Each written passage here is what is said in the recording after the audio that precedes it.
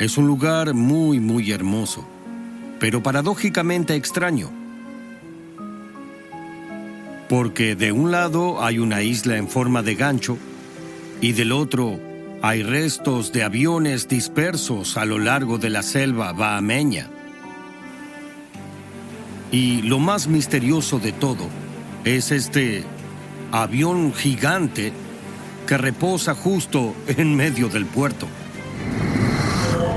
Mientras descendíamos los 20 metros, yo esperaba encontrar las cosas que encontramos cuando avanzamos al norte. No sabíamos qué era eso. Era un mundo nuevo bajo tierra. ¿Qué más encontraríamos y cómo avanzaríamos? Dos misterios del frente de batalla de una guerra devastadora. Aumentan los delitos violentos y los gobiernos no pueden hacer nada para detenerlos. Dijeron que es la forma más sofisticada de narcotráfico que se conoce hasta el momento. ¿Los investigadores podrán revelar los secretos de uno de los negocios más turbios de Estados Unidos? No se compara a otros tipos de investigaciones. Es necesario ser creativo. Pero ¿qué tanto podemos avanzar? Secreto en los océanos. Narcos.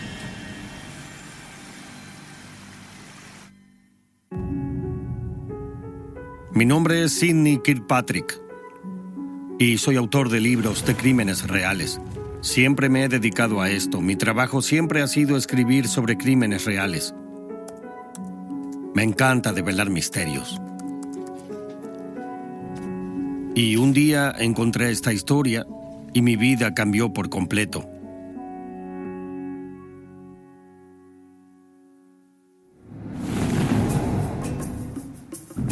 $38 años antes.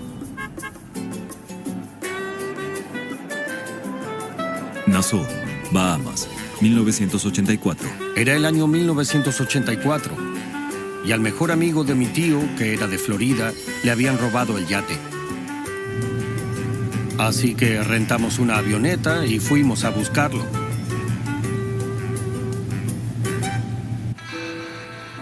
Había una isla en particular, Cayo de Norman, que formaba parte de las Islas Exuma.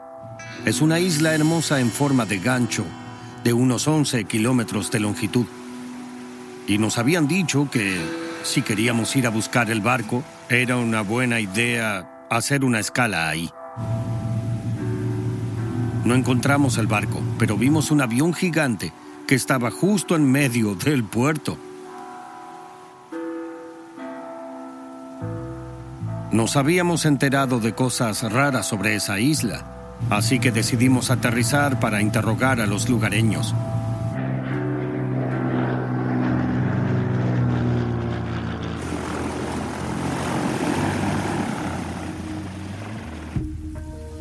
Cayo de Norman, Bahamas. Había unas 10 o 12 casitas sobre la playa. Eran muy hermosas. Y esas casas maravillosas se habían construido para vacacionar. Pero los vacacionistas, bueno, se habían ido todos. Había construcciones incendiadas y restos de aviones en todas partes, dispersos a lo largo de la frondosa selva bahameña. Y por supuesto, lo más misterioso de todo era ese avión gigante que reposaba justo en medio del puerto.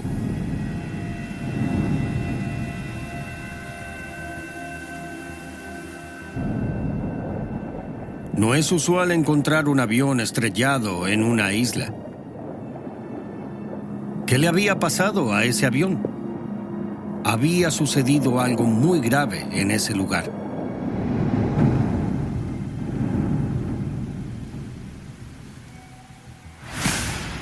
Y de pronto llegaron unos jeeps justo a donde nos encontrábamos. Y bajaron unos hombres armados y supimos que estábamos metidos en algo peligroso. Nos dijeron que diéramos la vuelta y nos fuéramos, y decidimos hacerles caso. Pero me pregunté quiénes eran esas personas, por qué teníamos que irnos de esa isla ¿Y qué sucedía con ese avión gigante?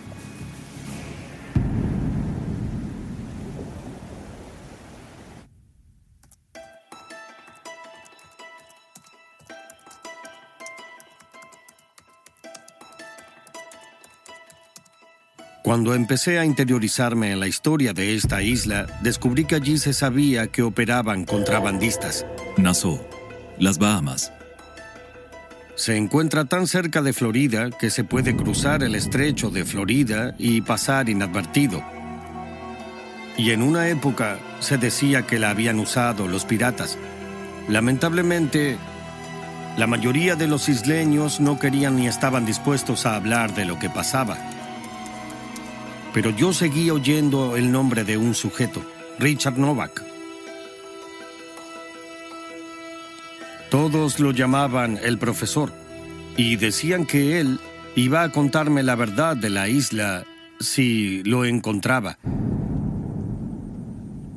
Y un día toqué a la puerta de una casa modesta de madera. Se abrió la puerta y salió una persona que me apuntó con una pistola. Era este tipo, Richard Novak, que tenía tanto miedo que debía salir preparado.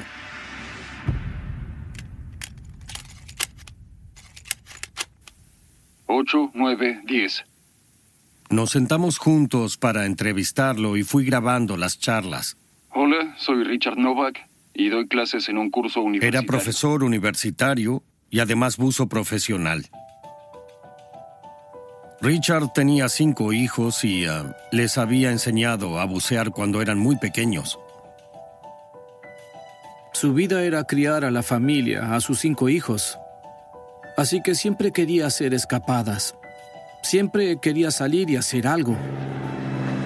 Y a mí me encantaba volar y me convertí en piloto. Él me ayudó a comprar un avión y trasladábamos su equipo de un lugar al otro.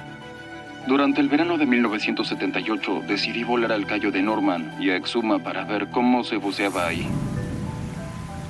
Encontró una pequeña isla increíble que era Cayo de Norman y enseguida se enamoró de ella.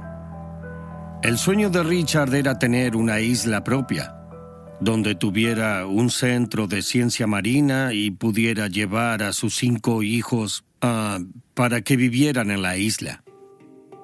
La historia en Cayo de Norman empezó a mis 9 años. Él viajaba en el verano, así que estábamos acostumbrados a que no estuviera en esa época. Siempre iba en busca de una aventura nueva, y Cayo de Norman era un lugar que le hacía muy bien. ¿Ese sueño era realista o no? No lo sé, pero para él lo era.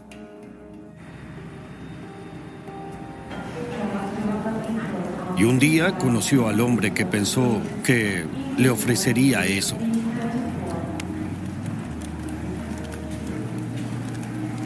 Soy piloto comercial, y a fines de los 70 tenía una compañía de taxis aéreos llamada Trans Island Airways. O Laranja, piloto. Y un día se me acercó un hombre de traje tostado muy elegante, bien hablado, bien arreglado y apuesto. Y me dijo que se llamaba Joe Lader y que recién había comprado Cayo de Norman. Gracias, señor Lader. Buen viaje. Y quería que lo llevara allí. Volamos y me contó que su plan era agrandar el hotel y convertirlo en un complejo turístico de primera línea en las Bahamas. Y yo le creí. Joe se le presentó a Richard y escuchó el sueño de Richard. Era una persona que, al parecer, tenía el dinero para hacer realidad el sueño de Richard. Era dueño de varias compañías de renta de aviones en Florida y rentaban y remodelaban naves. Parecía que era bastante exitoso, bastante adinerado. Y claro, ahora nos preguntamos, ¿cómo fue que ese avión terminó estrellado en el puerto? Porque Joe se dedicaba a los aviones. Cuando llegamos a la isla y la sobrevolamos, él fue explicándome qué era cada cosa. Y recuerdo que vi el avión.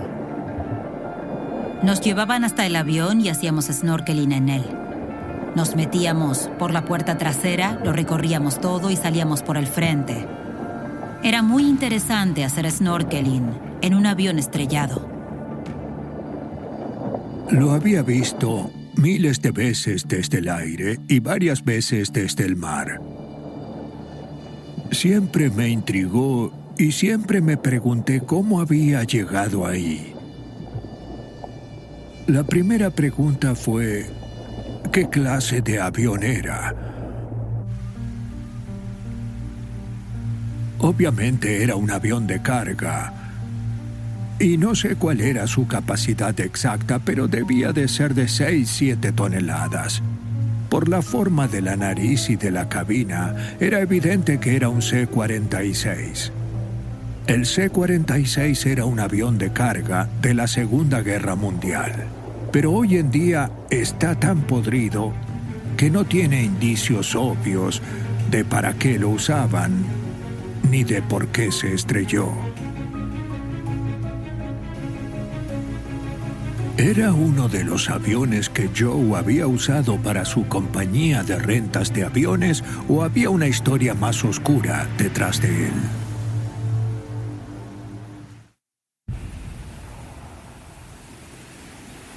Un día, pocos meses luego de que llegara Joe, recibí una llamada desde Cayo de Norman.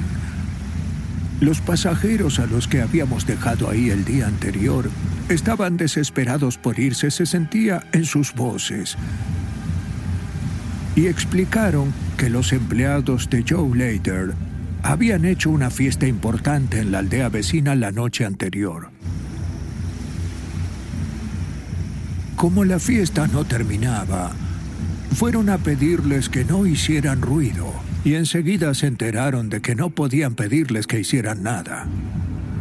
Descubrieron que eran matones y que estaban armados. Era obvio que estaban tratando de que se fueran. No nos dimos cuenta de que estaba cambiando, pero era evidente que sí. Llevaron una grúa a la isla. También llevaron topadoras. Construyeron hangares y repavimentaron la pista. Llegaba mucho dinero, muchas provisiones, materiales de construcción, máquinas pesadas a la isla de Norman. Pero, ¿y los turistas? Ahora que lo pienso, a medida que pasaba el tiempo, sospechaba cada vez más. Algo me decía que no era el lugar para hacer lo que yo quería hacer. Y querían que yo me fuera del Cayo. No me dejaban vivir tranquilo.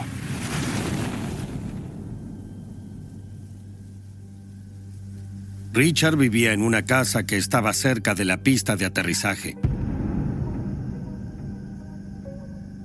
Esta es mi casa en Cayo de Norman, Bahamas.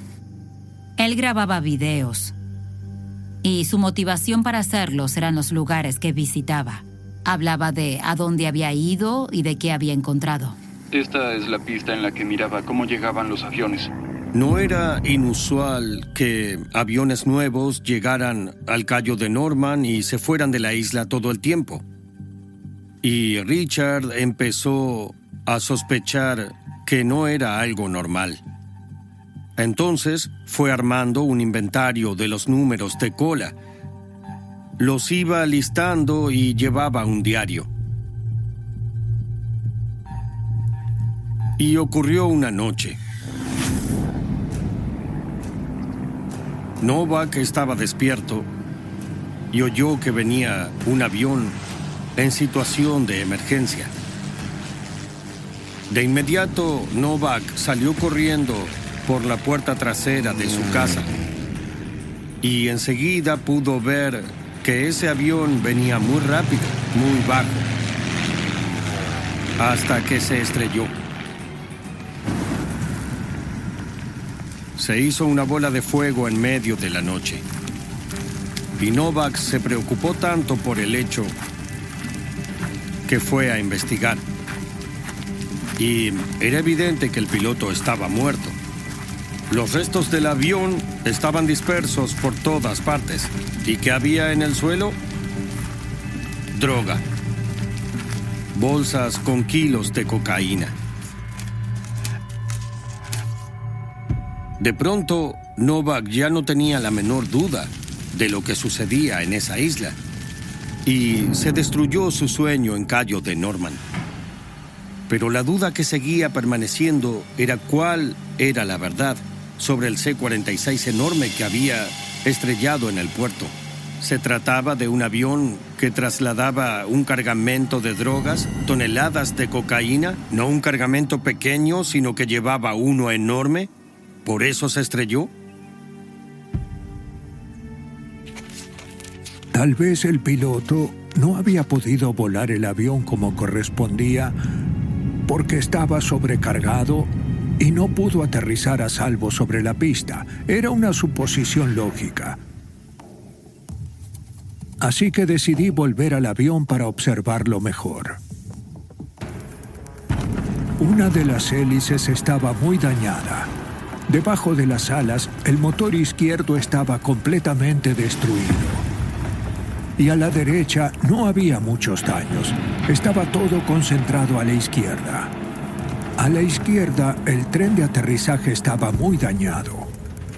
El compartimiento de carga no presentaba indicios ni de torceduras ni de roturas como si hubiera llevado un cargamento muy pesado. Estas fotografías las tomaron poco después del accidente y muestran que el avión estaba intacto en gran parte. No era un avión que se había estrellado con un cargamento de 7 toneladas. Cuando ese avión cayó aquí, estaba vacío. Pero, ¿por qué un avión de carga voló vacío a Cayo de Norman? No tiene sentido.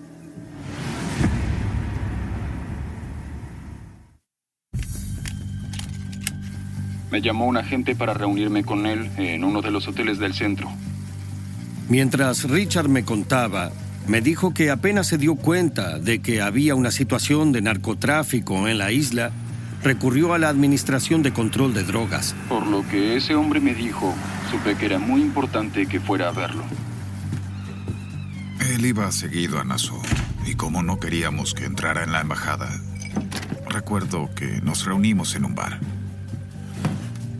Le pasé todas las fechas de los aviones que habían llegado y que se habían ido de Cayo de Norman.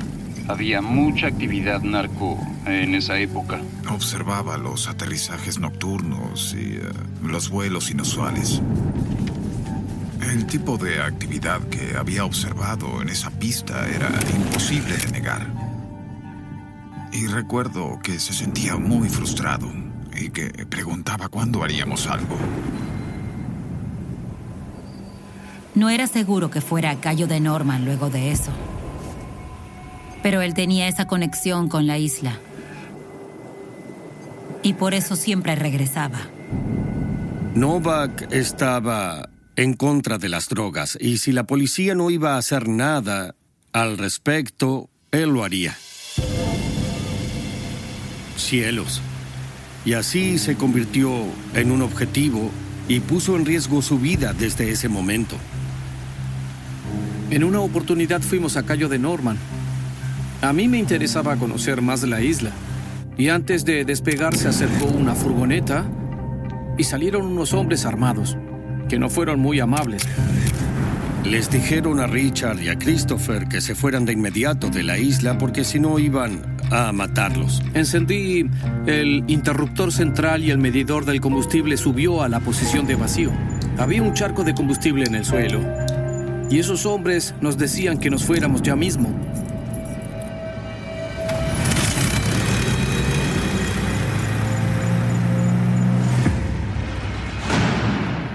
Tenían el combustible para despegar, pero después no tenían dónde aterrizar.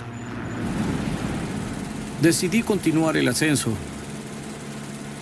Y estaba yendo a máxima velocidad para ganar altitud, porque la altitud es clave. Ascendí lo más que pude, sabiendo que en algún punto al menos podría planear para aterrizar donde quisiera. Así que ascendí más y más, y la isla más cercana era Rock Sound, que tenía un aeropuerto pequeño. Y teníamos que ver dónde estábamos, porque no había radar de navegación. Solo teníamos la brújula y la ventana para mirar. Y el motor se detuvo.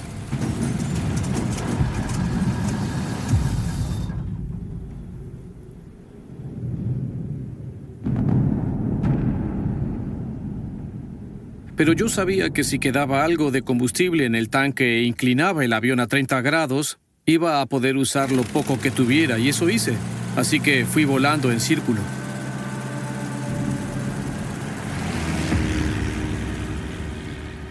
Hasta que el tanque se vació y volé en círculo hacia el otro lado y se vació este tanque. Y cuando el motor se detuvo, vi la pista de aterrizaje y aterricé sin el motor hasta que pude frenar. Mantuvieron la calma y eso fue lo que permitió que sobrevivieran. Para Richard, el incidente del avión fue una declaración de guerra. Era Richard contra Joe Leyder, porque no se iba a marchar como si nada. Era un hombre aguerrido. Ellos estaban solos ahora y yo vivía atento a ellos y dormía con un alfanje en una mano y una 357 en la otra, esperando a que pasara algo. Y pasó.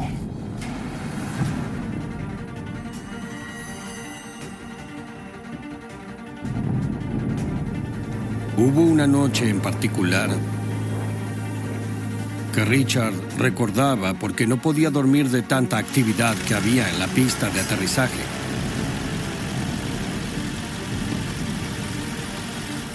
Había autos con las luces encendidas en cada lado de la pista. Aterrizaba un avión y después otro, descargaban uno y cargaban otro. Era como una cinta transportadora de aviones que salían en una noche, 5, 10, 15 aviones. Iban y salían de Cayo de Norman. Así comprendió la magnitud de esta operación narcotraficante, la dimensión de lo que sucedía en esta isla. En realidad, operaban dos compañías aéreas distintas. Estaban los aviones de una compañía que traían las drogas de Colombia a Cayo de Norman, y luego había aviones más pequeños de la otra compañía que venían vacíos de Estados Unidos, los cargaban y volvían a salir. Y Norman era el centro, era el punto en el que se realizaban los dos tipos de operaciones. Florida, Cuba, Cayo de Norman, las Bahamas. De pronto, esa operación cobró sentido y ahora se entendía cómo había llegado el C-46 a Cayo de Norman. Ese avión iba a Cayo de Norman no para llevar drogas, sino para recoger drogas. De repente se entendió, tuvo lógica. Pero quedaba una pregunta más. Aún nos preguntábamos por qué se había estrellado.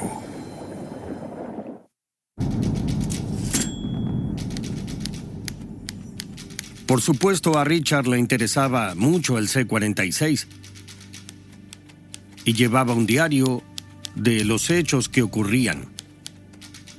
Así pudo darle sentido a la historia y llegamos a entender que hicieron un vuelo de prueba y tenían el avión en funcionamiento y Joe, al parecer, presionó para llevar a cabo la operación porque tenía que pagar deudas y cumplir obligaciones, así que necesitaba que el C-46 volara. Pero despegó antes de tiempo.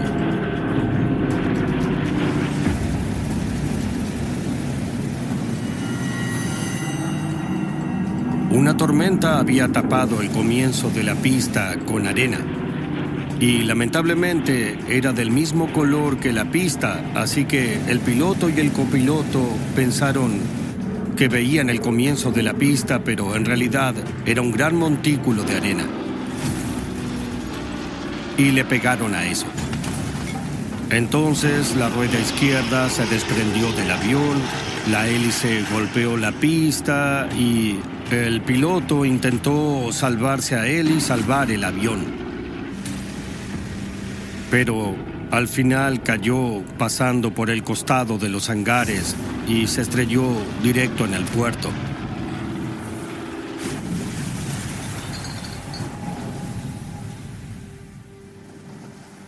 Está la versión romántica de que los pilotos eran excelentes, pero no, porque habían consumido cocaína y es probable que no hayan sabido cómo reaccionar.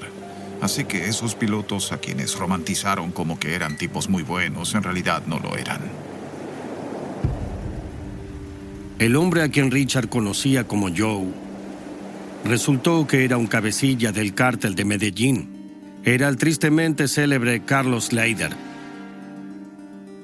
Pablo Escobar era el líder del cártel de Medellín y Carlos Leider estaba al mando del transporte y la distribución. Era el nexo a través del cual salían cantidades astronómicas de drogas de Colombia y llegaban a Estados Unidos. Y Richard se arriesgó para detenerlo. En 1982 arrestaron a Carlos Leider y lo sentenciaron a cadena perpetua, más de 135 años en prisión. Richard declaró en su juicio: esto era más que la historia de un hombre que quería hacer justicia. Era más una parábola bíblica de defender lo que él creía y conocía y de mantener su postura. El cártel de Medellín ingresó de contrabando miles de millones de dólares en cocaína a Estados Unidos. Richard Novak falleció en 1997. Jamás dejó de estar en guardia. Como todos los perseguíamos, al final fue insostenible para los narcos. Y así se liquidó al Caribe como un sitio útil para traficar. Y el negocio se mudó a la frontera con México. Frontera mexicana, Douglas, Arizona, 1989. A fines de los 80, los agentes de la aduana estadounidense detectaron cierta actividad extraña en la frontera mexicana, que los llevó a un descubrimiento increíble. Se habían instalado varios depósitos nuevos del lado estadounidense de la frontera sin razón alguna. Un día observaron cuando un vehículo sospechoso salía de uno. Detuvieron el vehículo y en el interior hallaron una cantidad importante de narcóticos. Cuando los agentes de la aduana entraron en el depósito, vieron una rejilla. Y cuando la levantaron, vieron un hueco vertical que llevaba a algo que ninguno de ellos esperaba. Anoche los agentes descubrieron un sofisticado túnel clandestino en ambos lados de la frontera. Tiene 60 metros y va desde una casa en Agua Prieta hasta un depósito en Douglas, Arizona. Cuando entraron en la propiedad de Agua Prieta, no encontraron ninguna salida específica del túnel. Pero durante la búsqueda, un agente salió y giró una llave.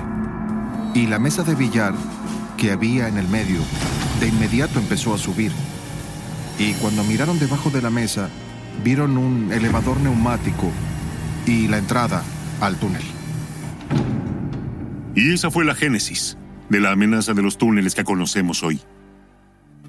El túnel lo había cavado una de las organizaciones delictivas más infames de México, el Cártel de Sinaloa. Desde los 90, han invertido millones de dólares para construir túneles que crucen la frontera entre México y Estados Unidos. El Cártel de Sinaloa se la pasa averiguando qué hacemos, cómo lo hacemos y cómo vencernos. En 2019, este juego de persecución obligó al Cártel de Sinaloa a realizar acciones aún más extremas. Esta es la historia secreta de la operación subterránea más desafiante que ha enfrentado la Oficina de Aduana y Protección Fronteriza de los Estados Unidos hasta el momento. Un descubrimiento que reescribirá la historia.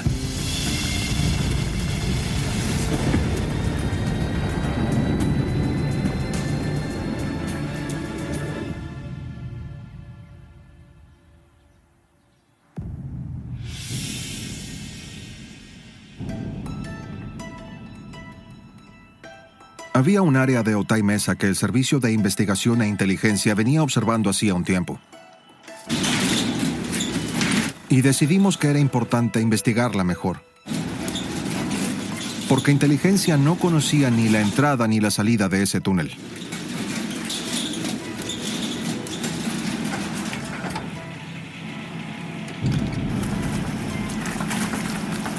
y ciertas tecnologías que no puedo revelar, que no tengo la libertad de contar ahora, concluyeron en qué lugar exacto estaba este túnel específico. Sabíamos dónde estaba el túnel, pero no su profundidad. Así que empezamos a perforar. Cuando se perfora un túnel, en general sale madera, alambres, rieles. Los materiales que usaron para construir el túnel. Así que esperábamos ver eso cuando saliera la perforadora. ¿Le dimos o no? En varios momentos vimos que nos estaban observando desde México. Hubo personas que se pasaron el día dentro de su auto anotando lo que hacíamos. Nos estaban observando y nosotros nos dimos cuenta de eso. Es muy difícil. Sí, es muy complejo. Hicimos 8 perforaciones de 18 metros de profundidad y no encontramos nada. ¿Cómo seguíamos? ¿Qué hacíamos ahora? ¿A dónde íbamos? ¿Al este? ¿Al oeste? ¿Perforábamos aún más? Y decidimos perforar más. ¿Qué tanto entró? ¿Qué, 3 metros?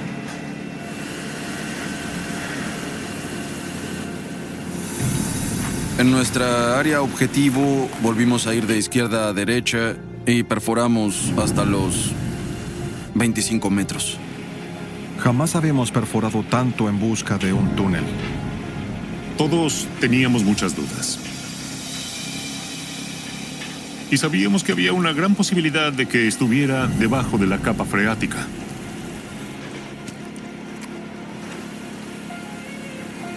Y de repente, el operario de la perforadora nos miró y lo miramos y enseguida supimos que había encontrado algo.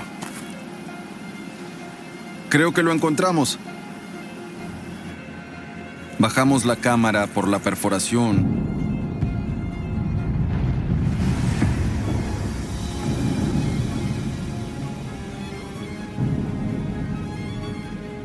Y cuando miramos la pantalla, no entendimos. Solo veíamos las que parecían ser 4 paredes de contrachapado y 2 cañerías de PVC por las que salía el agua. En ese momento solo veíamos un cuarto lleno de agua. No teníamos idea de qué habíamos perforado. Pero pronto descubrimos algo que ninguno había pensado que veríamos.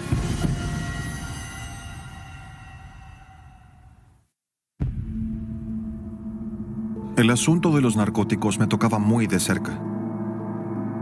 Porque mi hijastro había muerto de una sobredosis de fentanilo. Sucedió en su habitación. La abuela de él estaba en la casa en ese momento y no se dio cuenta. Por esos túneles entran el fentanilo a Estados Unidos. Él se lo compró a alguien y lo mató en el acto. Él murió ahí mismo. Ese día logré entender lo devastador que es para una familia. Y lo que la droga le hace a las personas. Cada vez que encontramos un túnel, ayudamos a evitar que otra familia sufra una pérdida trágica.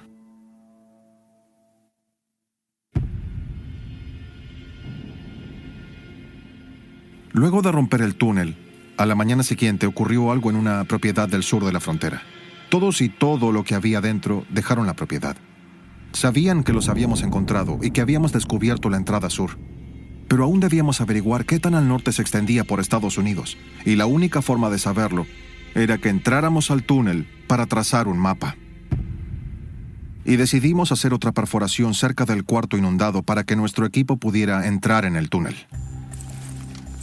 Cada túnel al que entramos es desconocido. Por eso es necesario ser creativo. Primero bajamos para asegurarnos de que no hubiera ninguna amenaza.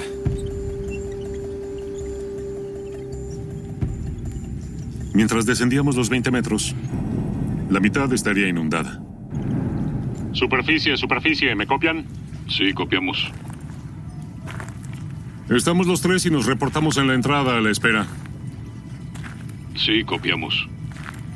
Bajamos y comenzamos a recorrer el túnel, que era muy angosto. Algunos sectores medían solo medio metro. El suelo del túnel tenía 2 rieles para un carro y notamos que los rieles cruzaban por arriba de un hueco que había en el suelo del túnel. Y cuando nos acercamos a ese hueco en el suelo y miramos para abajo, de repente vimos un estanque de agua cristalina, el cuarto que habíamos perforado. Era muy extraño. ¿Por qué había un estanque debajo del túnel? Nuestro deber era marcarlo en el mapa para averiguar qué sucedía. Sí, pueden empezar a trazar el mapa.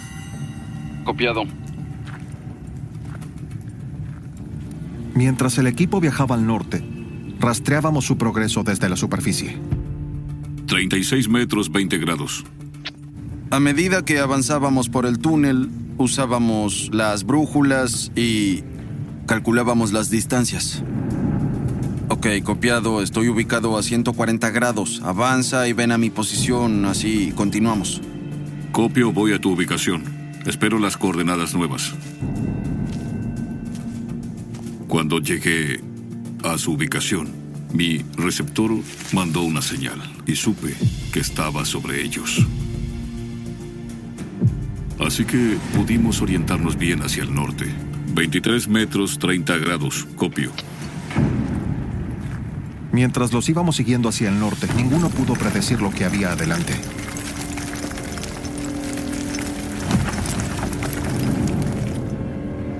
Desde el primer cuarto inundado, adentrándonos en Estados Unidos, por debajo de los rieles y a unos 90 metros más adelante, había otro cuarto inundado.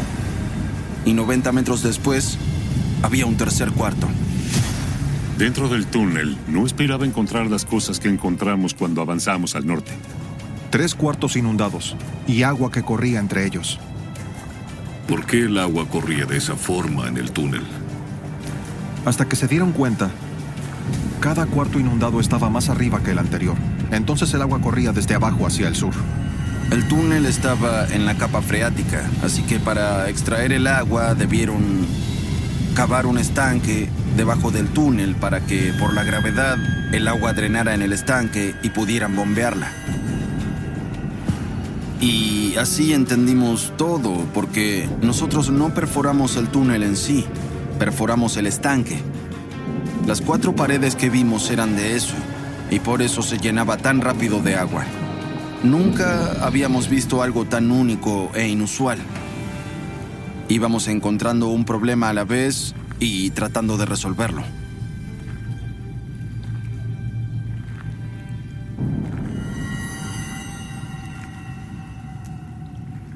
Pero aún no sabíamos si el túnel tenía una salida en Estados Unidos. Mientras avanzábamos, notábamos que el techo era cada vez más y más alto, que para mí era genial, así podía ir erguido. Estaba cansado de ir agachado a esta altura, pero no teníamos idea de por qué el techo era cada vez más y más alto. El cambio de altura hacía un efecto espectacular. Y verlo y caminar por ahí era algo indescriptible. Miramos hacia arriba y por encima nuestro había entre 6 y 9 metros de altura y ya no había más tierra. Así que estábamos en este espacio subterráneo amplio que, repito, era una experiencia que jamás habíamos vivido. Y fue en ese momento cuando apareció la segunda parte del misterio. ¿Por qué el techo era cada vez más alto?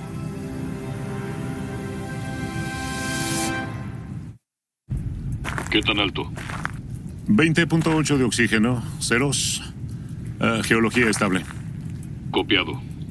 Llegamos al punto donde terminaba la altura máxima del techo y ese punto tenía 180 metros de altura y los monitores nos alertaban que había poco oxígeno. Todo estaba en nuestra contra. ¿Cómo recibiríamos oxígeno suficiente en un espacio que era tan profundo y tan largo? Como la calidad del aire se deterioraba, había que bombear aire fresco hacia adentro antes de avanzar más. Sabíamos que nos estábamos acercando. Pero había tan poco aire que costaba avanzar ese último tramo de 90 metros. Por último, llegamos al extremo al que se podía llegar y encontramos que estaba incompleto. Y había un carro cargado de bolsas de tierra que estaba a punto de trasladar a México, probablemente el mismo día en el que perforamos el túnel. Resulta que jamás terminaron el túnel. Pero lo que nos sorprendió fue que en lugar de haber una salida del lado estadounidense, había 3 intentos de salidas. Recién cuando llegamos al extremo y vimos los intentos de salidas, entendimos el porqué del techo alto. En realidad se estaban acercando a su objetivo desde más arriba y por algún motivo no continuaron. Entonces excavaron hasta el suelo y así dejaron ese vacío de entre 9 y 10 metros con el techo. Así descubrimos que ese espacio había sido una equivocación y entendimos por qué el techo era cada vez más y más alto. Siguieron cavando hacia el norte. Llegaron a una salida y tuvieron algún tipo de problema con ella y retrocedieron y empezaron a cavar una tercera, que tuvieron que suspender cuando nosotros los descubrimos. Cada vez que intentaban cavar una salida, por algún motivo no podían terminar, y esto los obligó a cavar más al norte hacia el interior de Estados Unidos como nunca antes.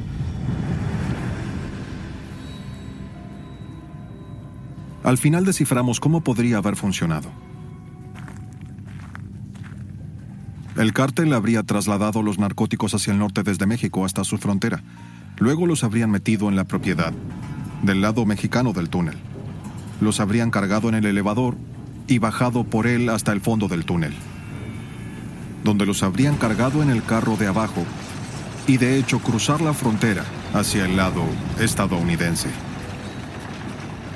Una de las partes excavadas estaba ubicada debajo del túnel en sí y se usaba solo para acumular el agua y bombearla hacia el sur. La cantidad de trabajo para lograrlo debe haber sido increíble. Pero esa es la consecuencia de cavar un túnel debajo de la capa freática. El carro en sí era motorizado. Jamás había estado en un túnel como ese, y estoy seguro de que ese carro automático habría llegado sin problemas de un extremo a otro. Jamás se ha encontrado otro túnel así de largo, de 1,313 metros, un poco más de 1 kilómetro. Cambió nuestra perspectiva respecto de la amenaza de los túneles y de qué tanto pueden extenderse desde la frontera.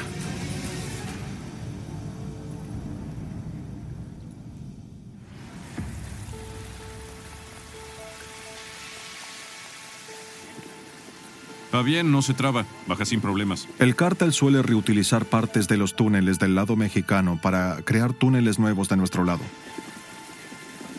Por eso, rellenaremos esos túneles con hormigón, para que no se puedan reutilizar.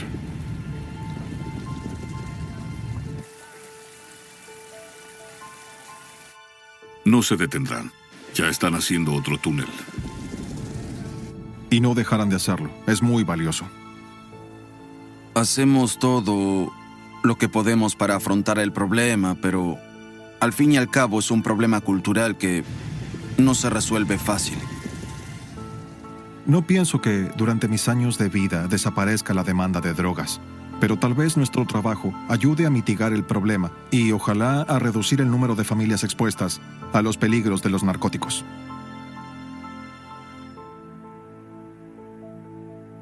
En memoria de Gray, 1996-2021.